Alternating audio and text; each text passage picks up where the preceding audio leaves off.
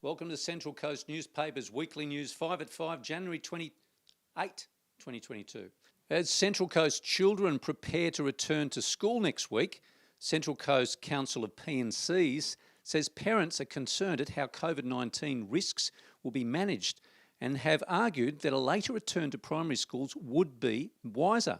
Spokesperson Sharon Brown-Lee said the P&Cs recognise the New South Wales Education Minister understands there will be a huge disruption to schools due to staff and student illnesses from COVID-19. We had a chat with Sharon to see what her views and her council's views are on the subject. Okay, well, the Central Coast Council of P&C executive have met and we've been comparing notes about the phone calls we've had with members of school communities who are genuinely concerned about primary schools, particularly going back when their children can't be vaccinated. They recognise that children are safe at school normally and that children love to be at school, they want to be with their peers. But in primary schools, they're going back to, in most cases, a brand new teacher, a new classroom and a new setting. And the last thing parents want to risk is in that time for them to then have, fall ill with COVID, all for the sake of a couple of weeks because they can't get their vaccinations yet.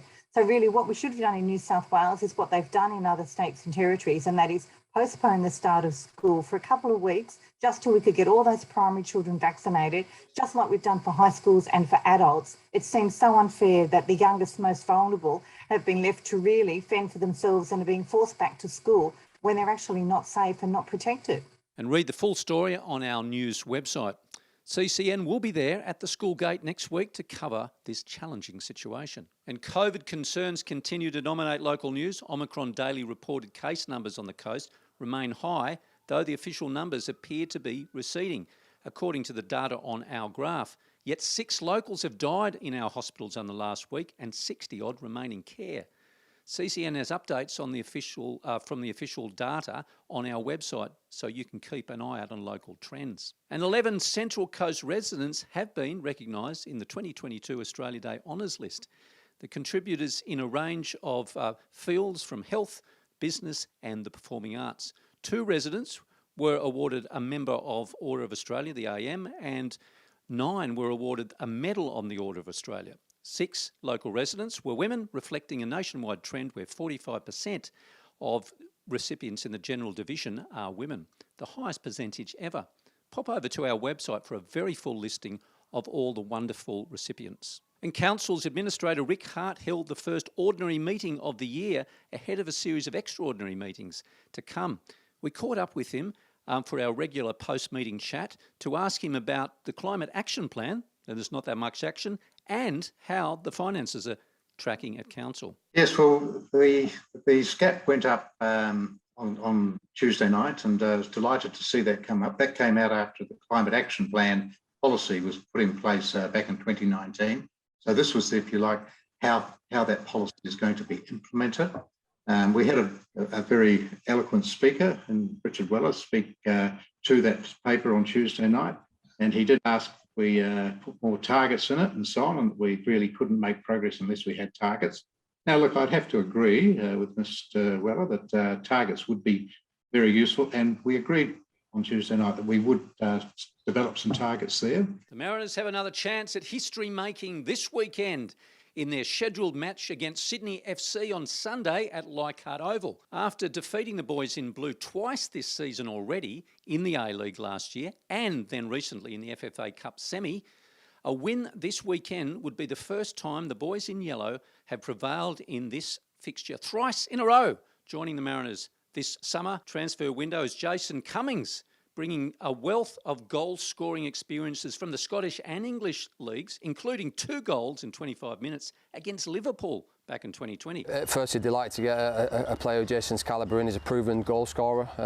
He's been at some big clubs, so to get a player like that, him in January at a time when we really need players, is a testament to the club and the work that we put in the off-season and the scouting. But look, Jason's a player I've tracked for a while. He's got an Australian passport, and yeah, the opportunity came. Delighted to get him in. It all happened pretty quickly. Cummings is certainly a tantalising prospect for the Mariners, but the question remains, can the strong personality renegade striker glue with the new squad of team players? Also this weekend begins the World Surf League's 2022 Championship Tour, with the Banzai Pipeline Pro in Hawaii, wherein Shelly Beach's Molly Picklum will have her debut on the topmost stage in pro surfing at surfing's historic birthplace. Molly will first face up against last year's bronze medalist from southern New South Wales, Sally Fitzgibbons, as well as American Courtney Conlow. Can Molly improve from her recent slip in last year's Challenger Series? Snaps through there, and it goes down. She will have an 11-stop season, travelling all around the globe to prove her doubters wrong. All of these stories and thousands more can be found on our news website without a paywall and in this week's editions of Coast Community News, Coast Community Chronicle up north, and the Pelican Post on the peninsula. And our print editions are back in stands, so grab a copy before they go, and at your favourite distribution spot, and catch up with what's been happening over the summer. Remember, you can subscribe to our email newsletter and on our socials via YouTube, Twitter, Facebook, Spotify, and Instagram for updates throughout the week. We leave you this week with a WeChat from Home Markets co-founder Lisa Mount, who started a blossoming concept to help families out during lockdown. And it's still enduring. There are now a dozen or more home markets across the region.